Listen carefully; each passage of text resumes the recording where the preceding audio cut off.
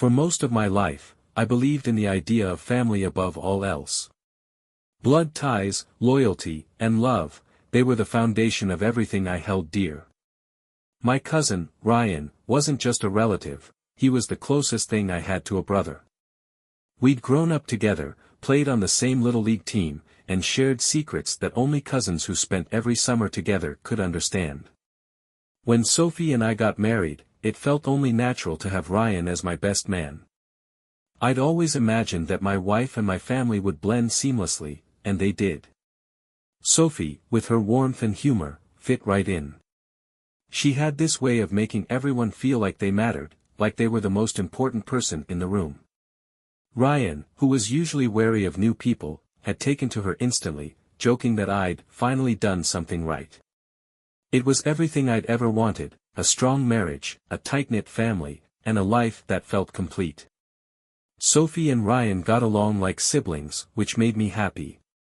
I loved seeing two of the most important people in my life laughing together, sharing stories, and genuinely enjoying each other's company. Looking back, I see now that I was blind to the cracks forming beneath the surface. The changes started subtly. At first, I didn't even notice. Sophie began spending more time on her phone, her face lighting up with little smiles she didn't share with me. She brushed it off as work-related, or texts from her friends, and I didn't question it. Why would I? She'd never given me a reason to doubt her before. Ryan, too, seemed to be around more often than usual. He'd always been welcome in our home, he was family, after all, but now it felt like he was always there. Stopping by unannounced. Staying later than he used to. Offering to help Sophie with little things I hadn't even realized she needed help with. One evening, I came home from work to find them in the kitchen together. Ryan was chopping vegetables while Sophie stirred a pot on the stove. They were laughing about something I didn't understand, their voices low and easy. "What's going on in here?" I asked, smiling as I set my briefcase down. "Oh, hey, babe," Sophie said, glancing over her shoulder with a quick smile.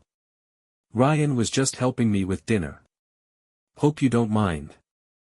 "Of course not," I said, though something about the scene felt off. Sophie wasn't one to ask for help in the kitchen, she liked doing things her way. And Ryan, for all his charm, had never struck me as the helping out type. I shrugged it off, telling myself I was being ridiculous. They were just close. There was nothing wrong with that. But as the weeks went on, little moments like that started to pile up. Sophie's laughter came more easily when Ryan was around, her eyes lighting up in a way that hadn't happened in a while. At family gatherings, I'd catch them sharing private jokes or whispering in corners. It was subtle, barely noticeable unless you were paying attention. But I was starting to pay attention. One night, I brought it up to Sophie. "Have you noticed how often Ryan's been around lately?" I asked as we got ready for bed. She glanced at me, her expression unreadable. "He's your cousin, Nick. Don't you want him to feel welcome?" "Of course," I said quickly. "I just think it's a lot, that's all." She shrugged, pulling back the covers.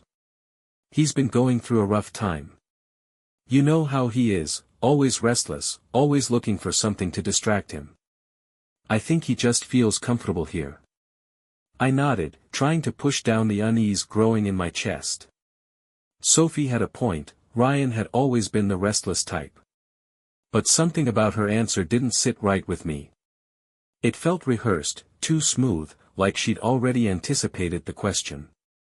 The tipping point came during one of our usual family dinners. Ryan had been over more than usual lately, but this night felt different. Sophie had gone all out, cooking his favorite dish and even setting the table with the good plates, the ones we usually reserved for holidays.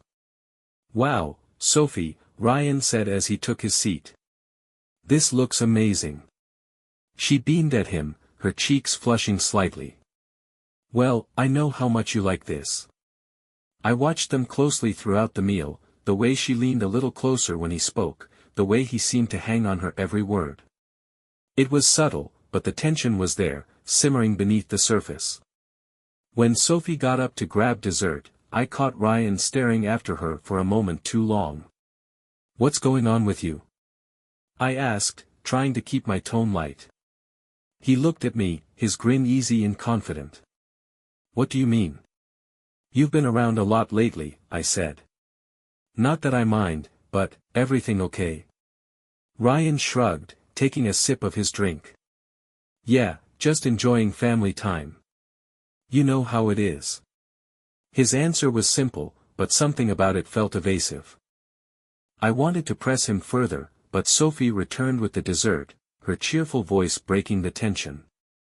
That night, as I lay in bed next to Sophie, I couldn't shake the feeling that something wasn't right. I replayed the evening in my head, every glance, every laugh, every interaction. I wanted to believe it was all in my head, that I was overthinking things. But the doubt was there now, a shadow I couldn't ignore. And deep down, I knew that shadows don't appear without a light to cast them. Over the next few weeks, the cracks in my perfect picture began to deepen. I tried to convince myself I was imagining things, that I was being paranoid. But no matter how hard I tried, the doubts kept creeping in, taking root in my mind like stubborn weeds. Sophie's phone, once an open book between us, now seemed glued to her side. She'd never been the type to guard it before. She used to leave it lying around the house without a second thought. Now, she carried it everywhere, into the bathroom, out to the garden, even into the shower. When it buzzed, she'd glance at the screen, her face betraying the faintest flicker of something I couldn't place. Guilt? Fear? Whatever it wasn't nothing. One afternoon, I decided to test her. "Hey, Soph," I said as she was scrolling through her phone on the couch. "Can I borrow your phone for a second? Mine's dead, and I need to check something." Her head snapped up, her eyes wide. "Why? What do you need to check?"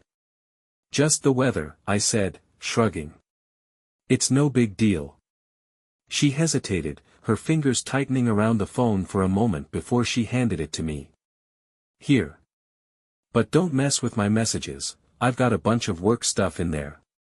Her tone was light, but her smile was strained. I took the phone and opened the weather app, pretending to check the forecast while my mind raced. The reaction was subtle, but it confirmed what I'd been suspecting: she was hiding something. It wasn't just Sophie's behavior that was setting me on edge. Ryan's visits had started to feel different too. He'd always been the life of the party, the one who could make everyone laugh and bring energy to any room. But lately, he seemed nervous around me, his usual confidence slipping in small, noticeable ways. One evening, we were sitting in the living room watching a basketball game. Sophie had excused herself to take a call, leaving Ryan and me alone. "Hey," I said during a commercial break, glancing at him. "What's been going on with you lately?" "What do you mean?" he asked, not taking his eyes off the screen. "You've been acting. I don't know, different. Distracted." He laughed, a little too loudly. "You're imagining things, man. Everything's fine."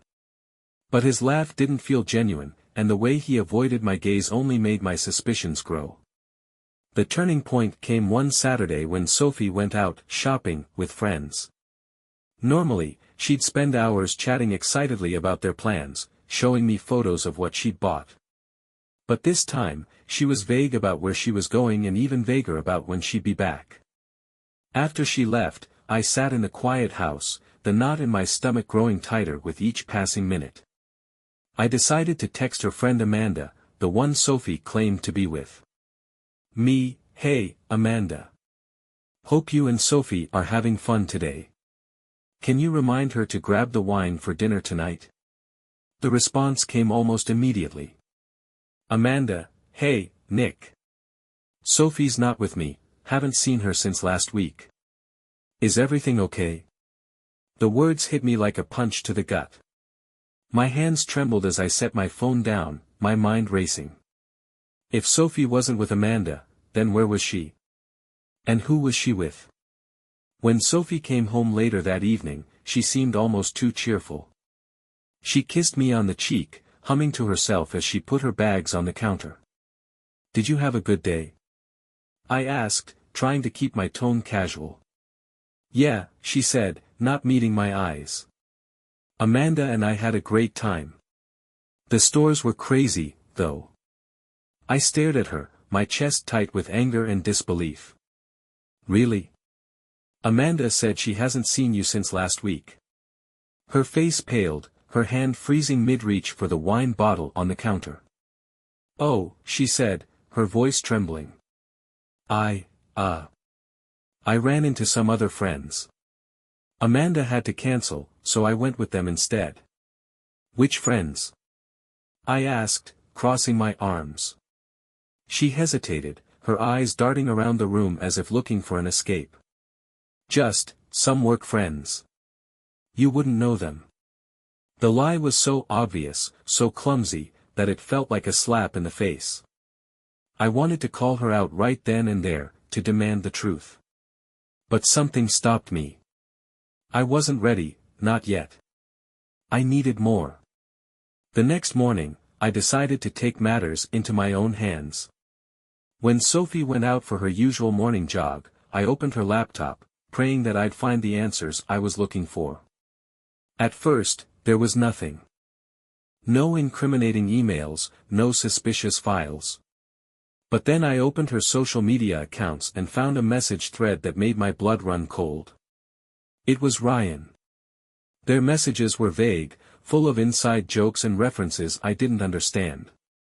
But the tone was unmistakable, flirty, intimate, and far too familiar for two people who were supposed to be family.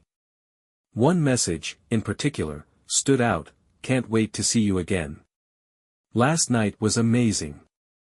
My hands clenched into fists as I stared at the screen, my heart pounding in my chest. The truth I'd been trying so hard to deny was staring me in the face. Sophie wasn't just hiding something. She was having an affair, with my own cousin. I closed Sophie's laptop, my hands shaking as I tried to process what I'd just seen. The words in the messages blurred in my mind, replaying over and over like a broken record. "Can't wait to see you again. Last night was amazing." The emojis, the tone, it was all too clear. This wasn't some innocent misunderstanding. It was real. Sophie and Ryan were having an affair. My first instinct was to call Ryan, to demand answers, to yell and scream and vent the tidal wave of rage building inside me. But I stopped myself. Confronting him now wouldn't change anything. I needed to confront Sophie first, to hear her admit it, to make her face what she'd done. When Sophie returned from her jog, she was all smiles, as if nothing had happened. Her cheeks were flushed from the cold, and she greeted me with a kiss on the cheek. The gesture, once so natural and comforting, now felt hollow. I pulled away, my jaw tight as I struggled to keep my composure. "What's wrong?" she asked, her brow furrowing. "We need to talk," I said, my voice cold and steady. Her smile faltered. "Okay, what about?" I gestured toward the living room, and she followed me, her movements hesitant. As we sat down, I could see the nervousness in her eyes, the way her hands fidgeted in her lap. "I know, Sophie," I said, cutting straight to the point. "I know about you and Ryan." Her face went pale, her mouth opening and closing as she searched for words. "What are you talking about?" she finally said, her voice shaky. "Don't lie to me," I snapped, my anger bubbling to the surface. "I saw the messages, Sophie. On your laptop. Don't pretend like you don't know what I'm talking about."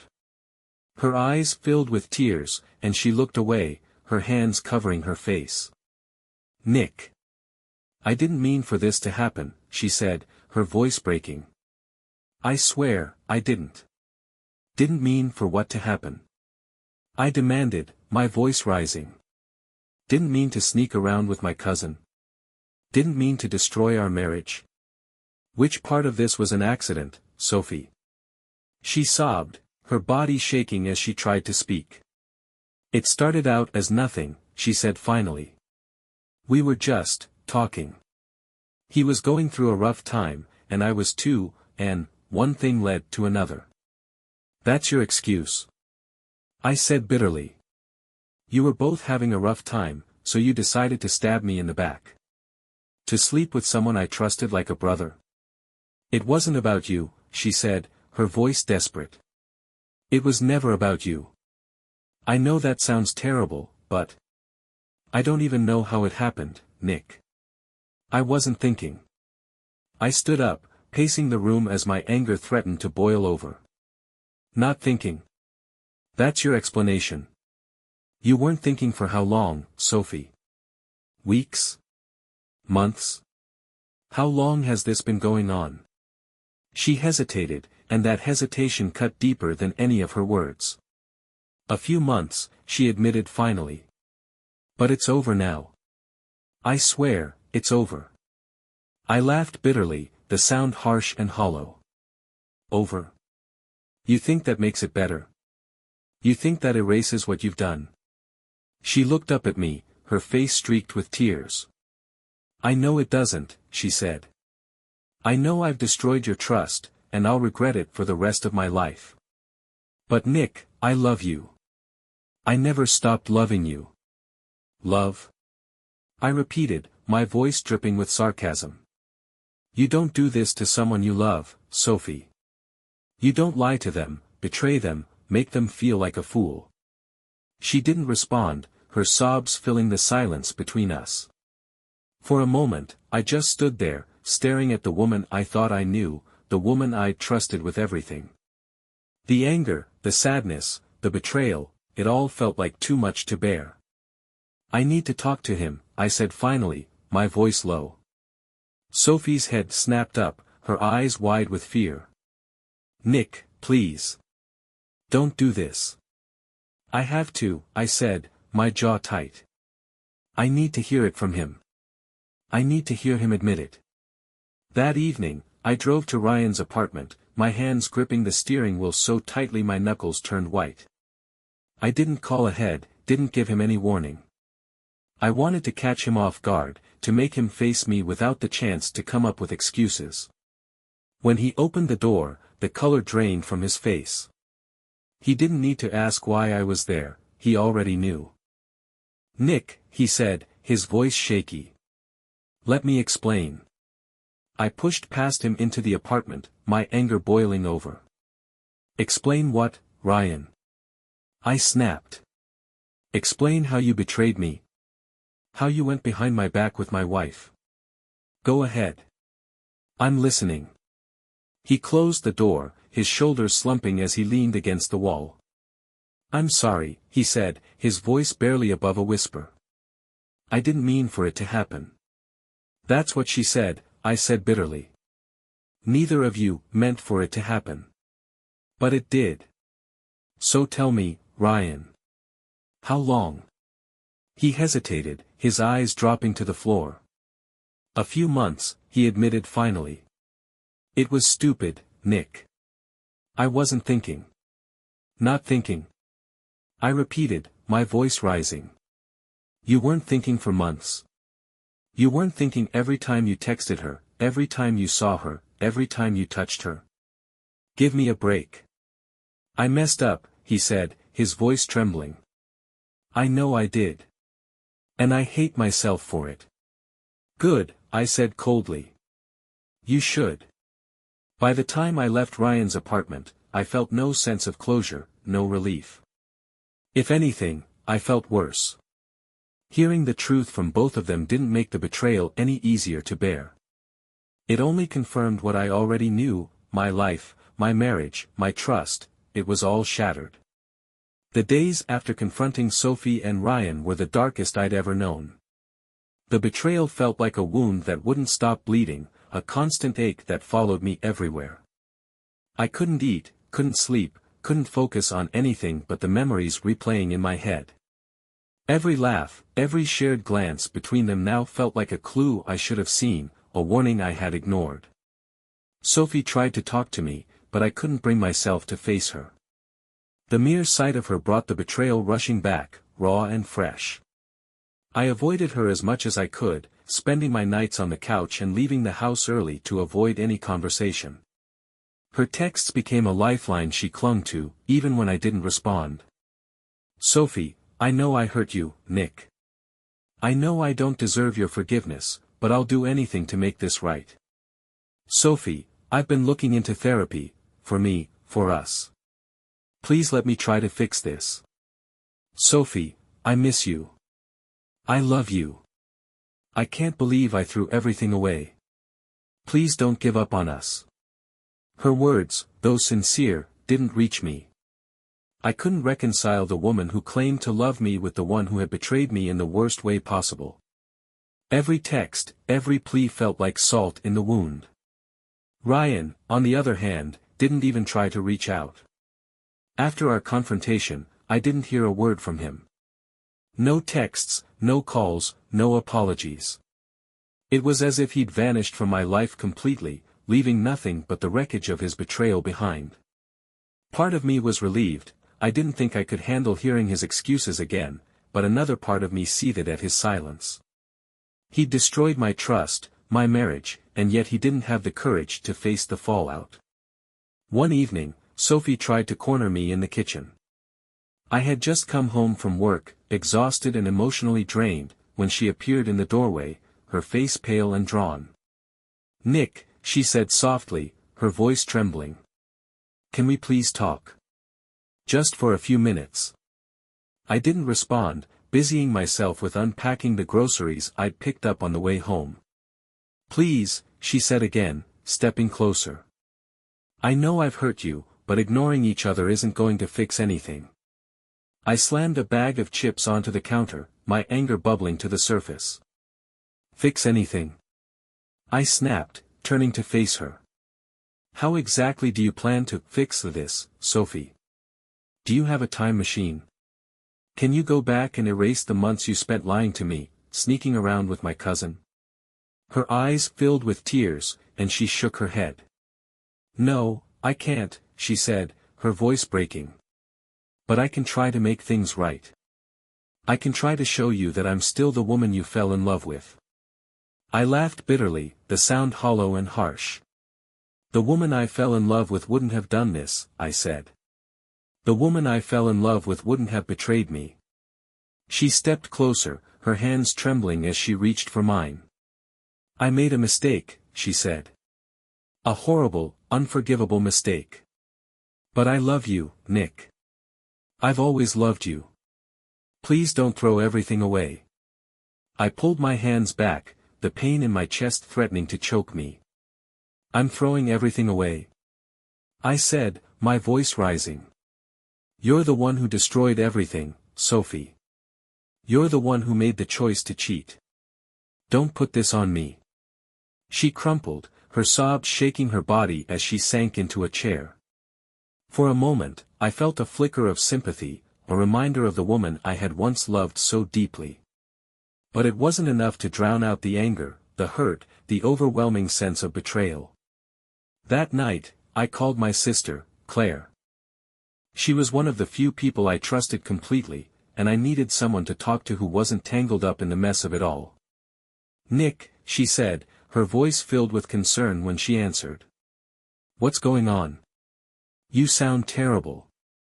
I found out Sophie's been cheating on me, I said, my voice trembling. With Ryan. There was a long silence on the other end of the line before she spoke. Oh my God, she said finally. Nick, I'm so sorry. I don't even know what to say. Neither do I admitted. I feel like I don't know what's real anymore.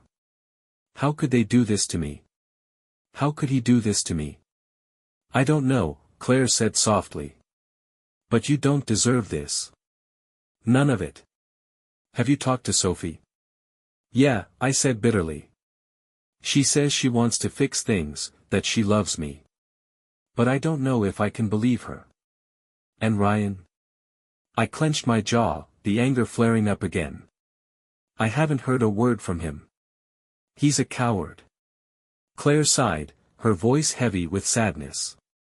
Nick, whatever you decide to do, just know that I'm here for you.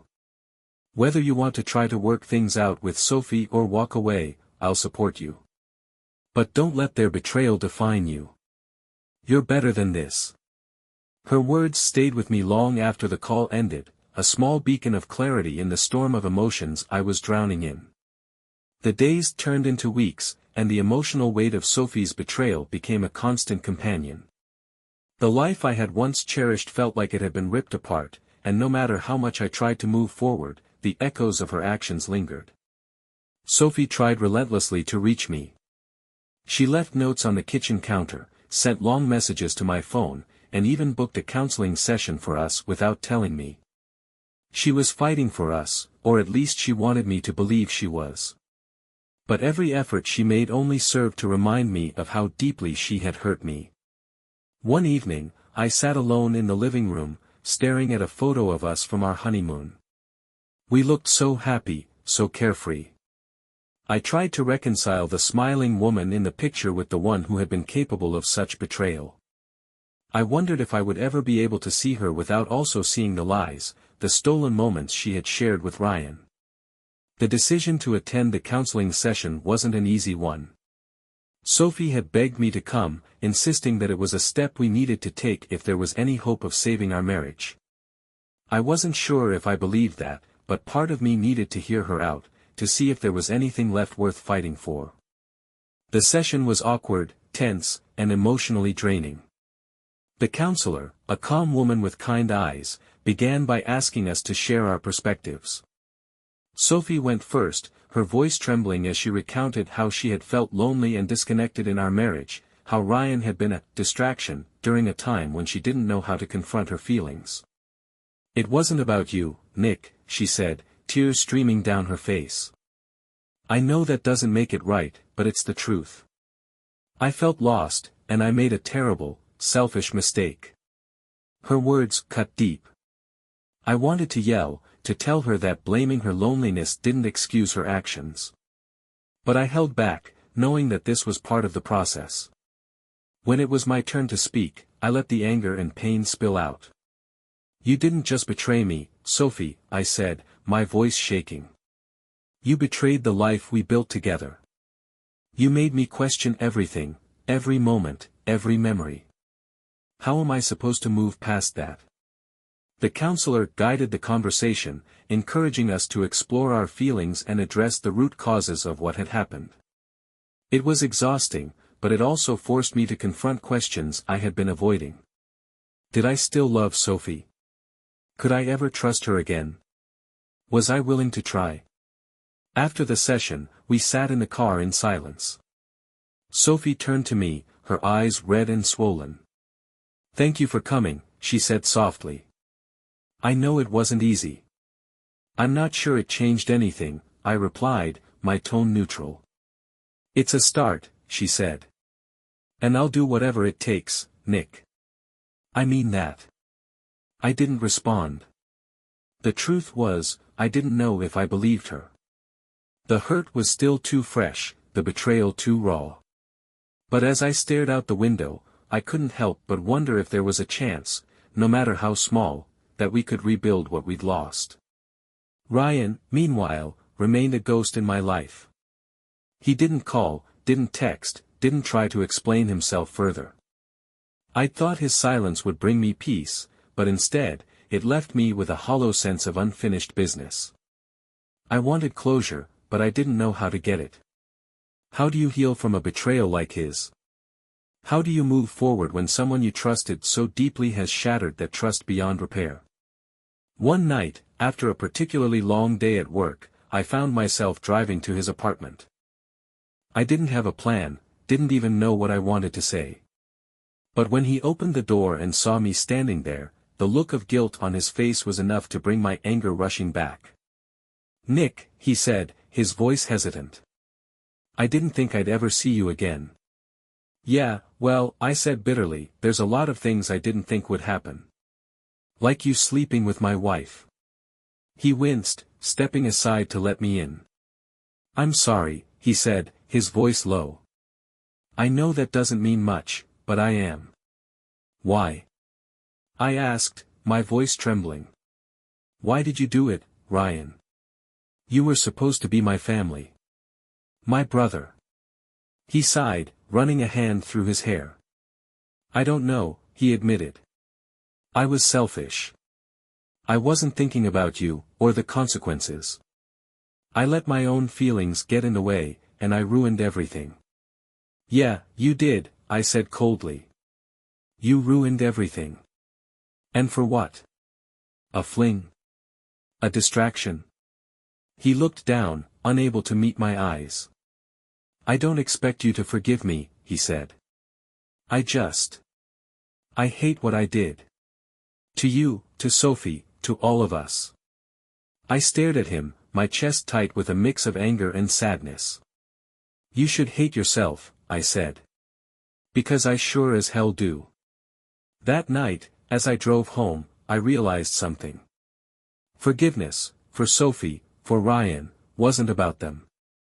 It was about me. It was about letting go of the anger, the pain, the weight of what they had done. It didn't mean forgetting, and it didn't mean everything would go back to the way it was. But it was the only way I could move forward. The days following my confrontation with Ryan felt quieter, but not in a peaceful way. The silence was heavy, oppressive, filled with questions I still didn't have answers to. My anger had dulled into a kind of ache, a constant reminder of the betrayal that had shattered my life. But somewhere beneath the pain, I felt the first flickers of clarity. I needed to decide. Not for Sophie, not for Ryan, but for myself. The anger, the sadness, the betrayal, I couldn't carry it forever. It was time to choose whether to rebuild or to walk away. Sophie and I sat down one evening in the living room. It was the first time we'd spoken since the counseling session, and the tension between us was palpable. She looked nervous, her hands wringing together as she waited for me to speak. I've been thinking a lot, I began, my voice steady. About us. About what happened. And I've realized something. I can't keep living in this limbo, Sophie. I need to make a decision. Her eyes filled with tears, but she nodded, her voice barely above a whisper. I understand. I took a deep breath, the weight of the moment pressing down on me. What you did, what you and Ryan did, destroyed my trust. It made me question everything I thought I knew about our marriage, about you, about him. And I don't know if I'll ever fully forgive you for that. Her tears spilled over, but she didn't interrupt, waiting for me to continue. But, I said, my voice softening, I also know that I'm not ready to throw everything away. We've built a life together, Sophie. A life that's worth fighting for, if we're both willing to put in the work. Her breath hitched, a mix of relief and emotion washing over her face. Nick, she said, her voice trembling, I will do whatever it takes. Therapy, rebuilding trust, anything. I love you, and I want to fix this. I want to fix us. I nodded, my chest tight with emotion. This isn't going to be easy, I said. And it's going to take a long time. But I'm willing to try, if you are.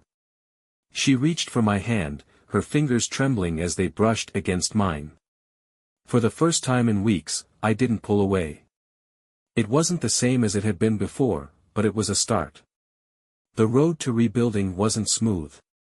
Trust didn't return overnight, and the scars of Sophie's betrayal didn't fade quickly. We started therapy together, delving into the cracks in our marriage that had led us to this point.